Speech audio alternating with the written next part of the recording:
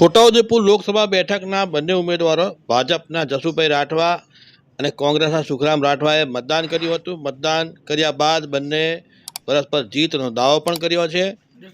ભાજપ શરૂઆતથી જ કહેતું આવ્યું છે 5 લાખ કરતાં વધુ મતની સરસાઈથી જીતશું, એનું પુનરોચ્ચાર પણ કર્યો છે.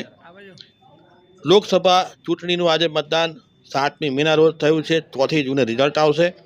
મતદાન મથકની અંદર જસુભાઈ રાઠવા ભાજપના ઉમેદવાર, સંસદના ઉમેદવાર, તેઓ મતદાન કરવા માટે જે ગયા હતા તે સ્થળના એ જગ્યા પરના આપણે દ્રશ્યો જોઈ શકીએ છીએ. મતદાન કર્યા બાદ તેઓ મીડિયા સાથે બાઇટ આપતા શું કહ્યું તે પણ આપણે સાંભળીશું. સૌને નમસ્કાર.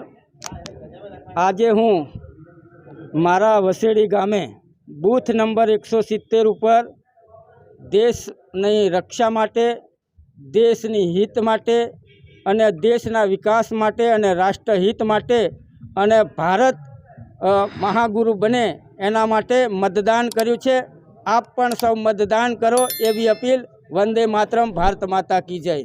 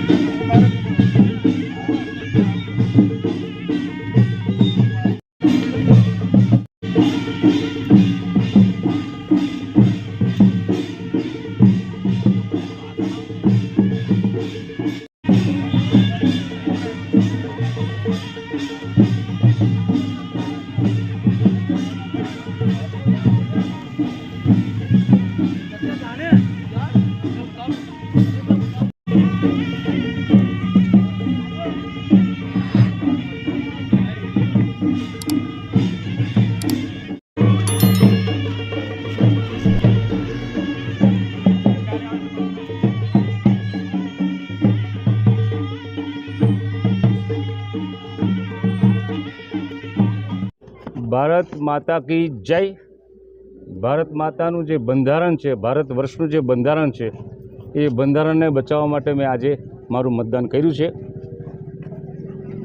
આ દેશમાં જે તાનાશાહીની સરકાર ચાલી રહી છે એને ઉખેડીને ફેંકી દેવા માટેનું આ મતદાન છે. ગામડામાં જોરશોરથી મતદાન થઈ રહ્યું છે.